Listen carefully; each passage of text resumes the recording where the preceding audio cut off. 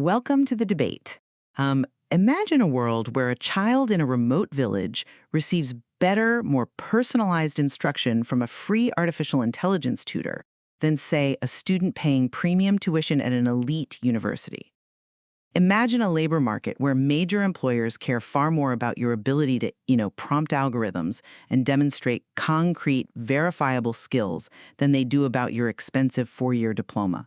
We really want to hear your thoughts on this rapidly changing landscape, so please drop a comment on our platform and let us know if you think your own educational background is future-proof. Today, we are exploring a highly disruptive, deeply personal question. Will artificial intelligence make college degrees completely obsolete? It is a question that is causing a tremendous amount of anxiety right now, and rightly so, I think. We are looking at a landscape shifting in real time. To ground this discussion, we are drawing on a wealth of contemporary material.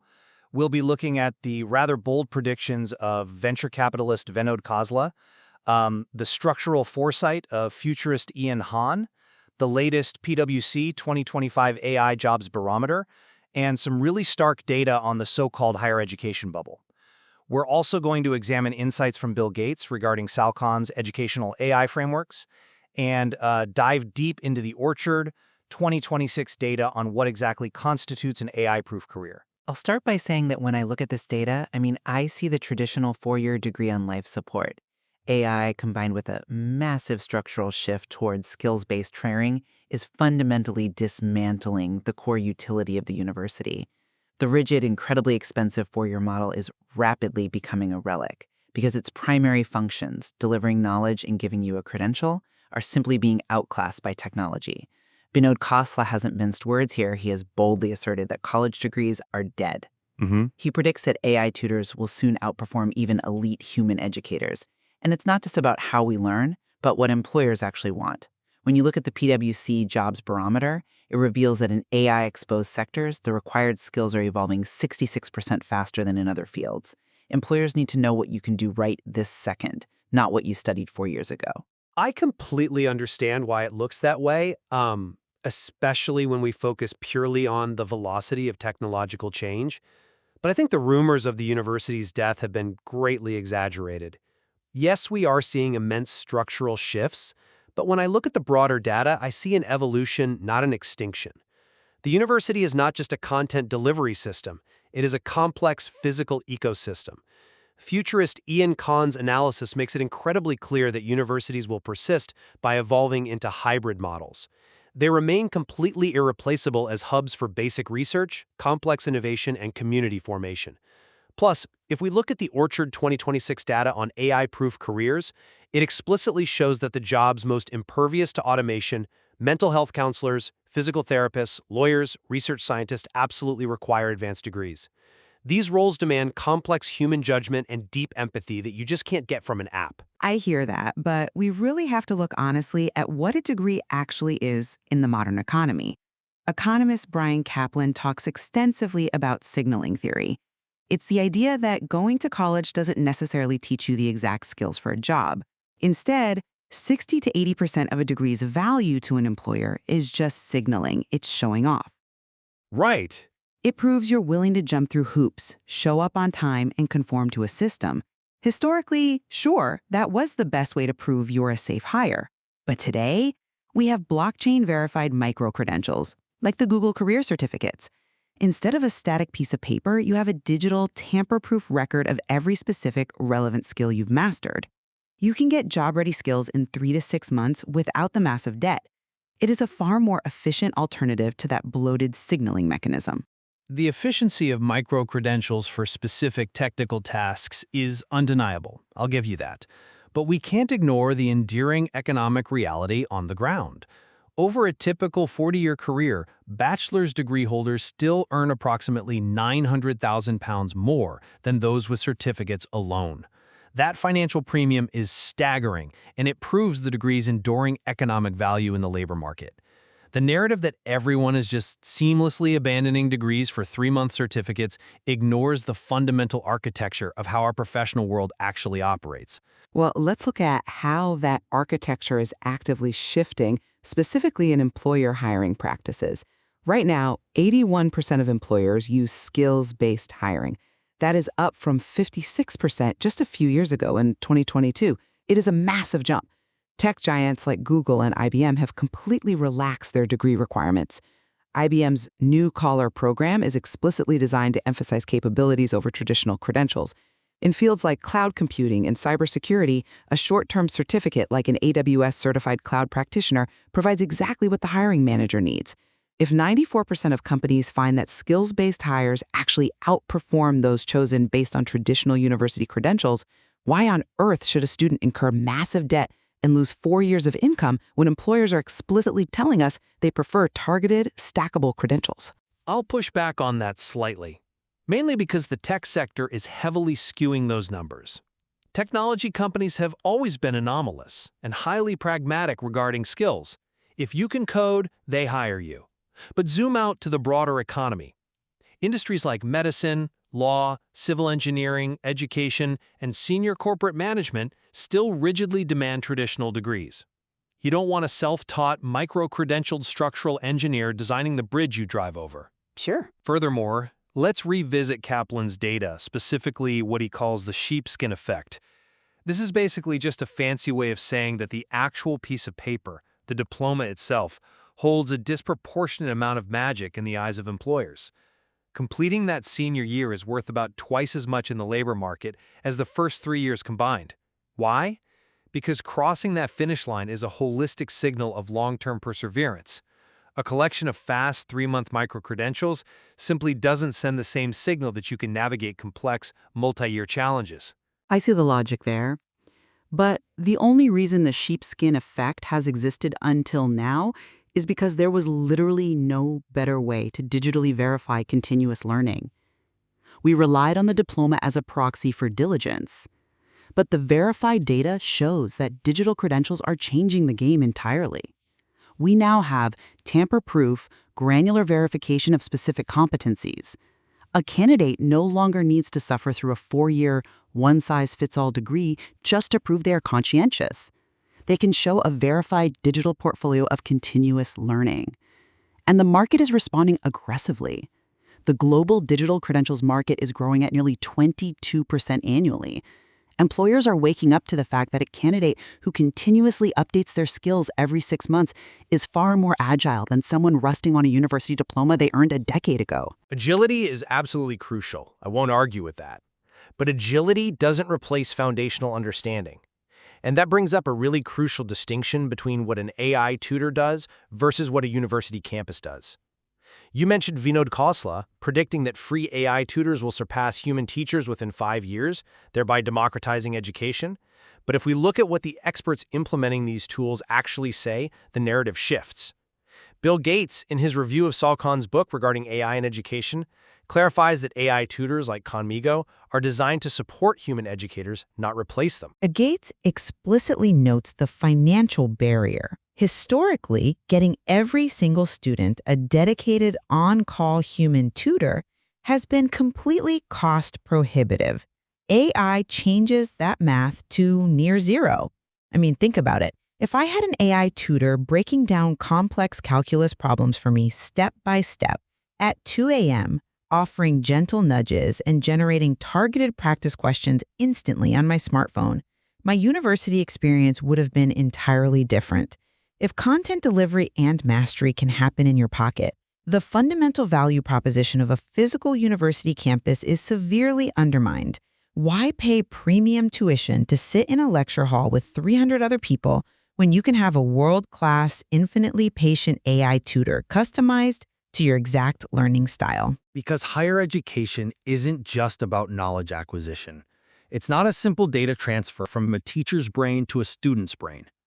Gates and Khan both agree that AI handles the routine tasks, the grading, the basic lesson planning, the midnight calculus help, specifically so that human teachers can focus on what matters, inspiring students, building relationships, and providing emotional support.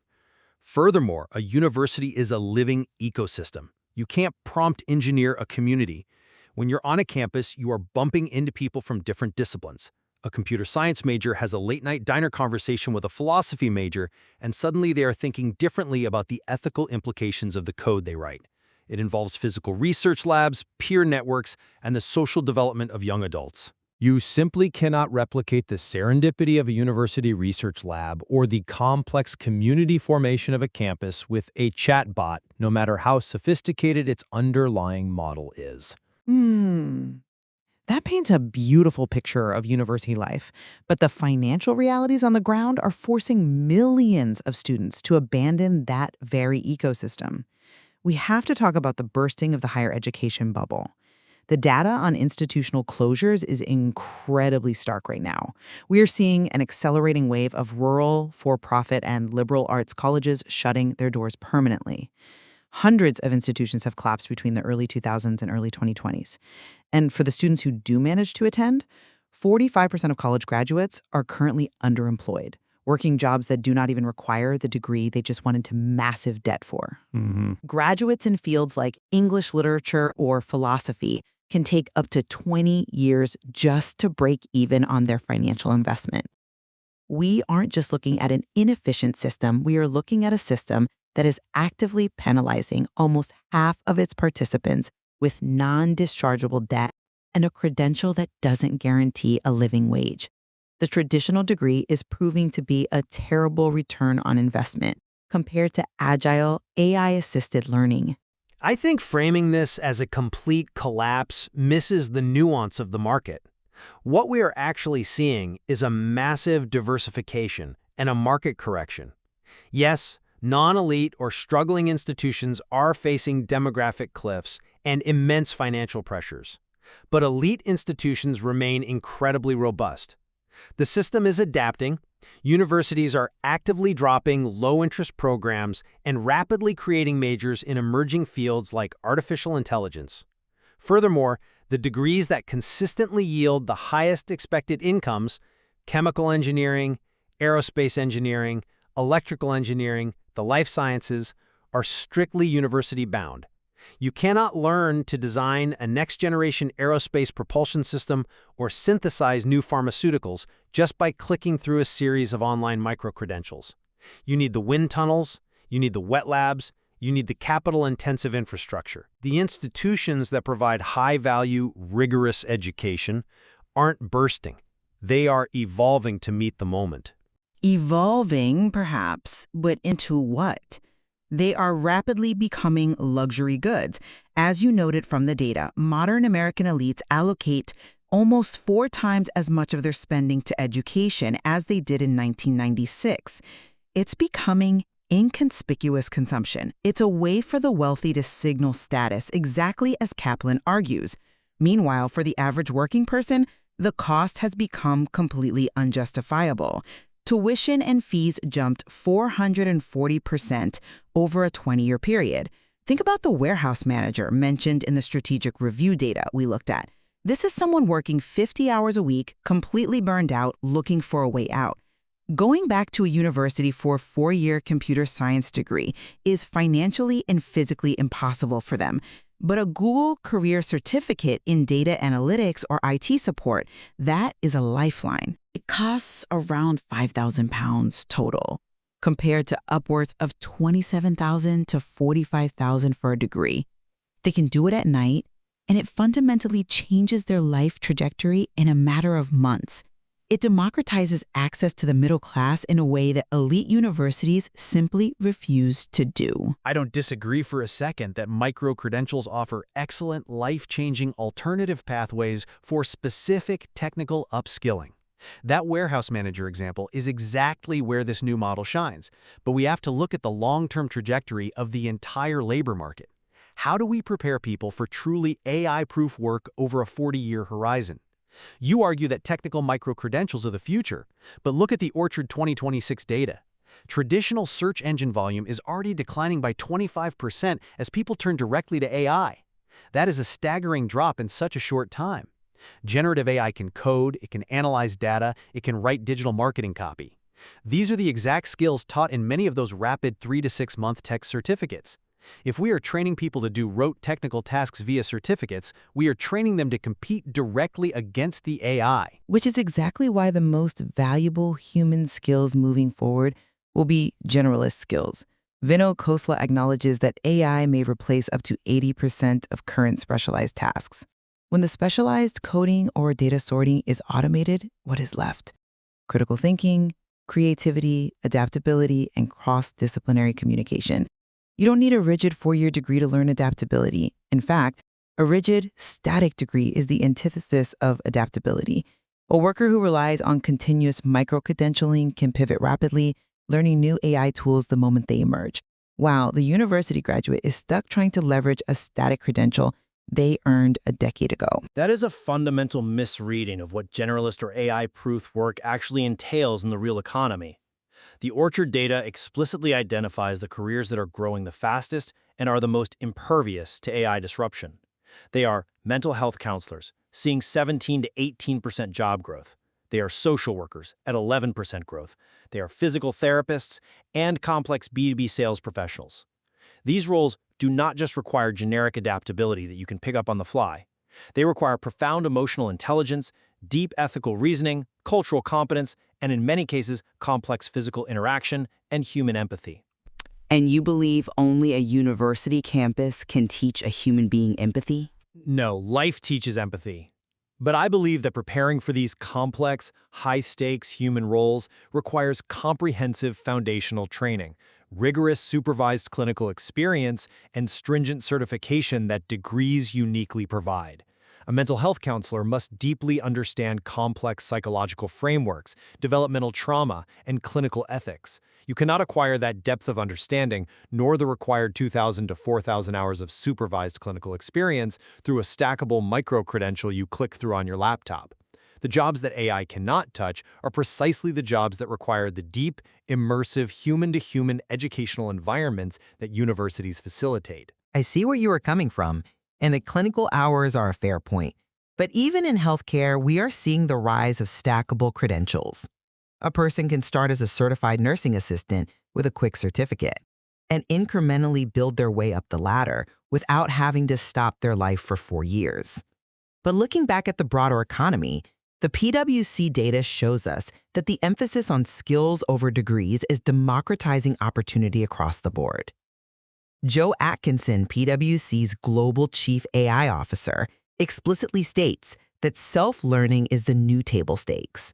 Anyone with a laptop and an internet connection can access world-class AI models and train themselves in real time. The ability to tap into vast amounts of human knowledge is now amplified by AI. Therefore, the traditional gatekeepers of education, the universities, are rapidly losing their monopoly on knowledge. The premium today is entirely on agility. If a revolutionary new AI model drops tomorrow, a traditional university will take 2 years just to get a curriculum change approved by a committee. To teach it, a micro-credential platform will have a comprehensive interactive course up in a week. Agility in technology is absolutely necessary, which is exactly why universities are adopting hybrid models and actively partnering with industry leaders to offer those very micro-credentials alongside their degrees. Ian Kahn's structured foresight emphasizes this point. We are moving toward a diversified ecosystem where universities will provide the deep foundational 4-year degree and then serve as continuous education providers throughout a professional's career. But let's not pretend that the foundation itself is unnecessary. Even Atkinson from PwC, the very source you just cited, argues that universities still offer something vital, a foundation for higher-order reasoning. He states that formal education is not just about raw skills acquisition, it is about how you think, how you process complex information, and how you interact with the world. As machines take over the mechanical, repetitive tasks, that higher-order human reasoning becomes infinitely more valuable, not less. The theory of higher-order reasoning is great, but the data shows universities are failing to deliver it to a massive portion of their students. We cannot ignore the 40% dropout rate at 4-year universities. We cannot ignore the 29% of student debtors never even cross the graduation stage. The system is incredibly inefficient. Researchers recently did a massive data sweep of thousands of academic papers on this topic, a huge bibliometric analysis published on Archive. And the global consensus among experts is clear. Microcredentials act as a highly necessary bridge between formal education and the actual practical skills demanded by the workforce. They are actively moving us toward a competency-based reality, where you prove exactly what you can do, verified immutably by blockchain, rather than relying on the vague historical proxy of a university brand name. I completely agree that the credentialing system is diversifying, and I genuinely see that as a positive development.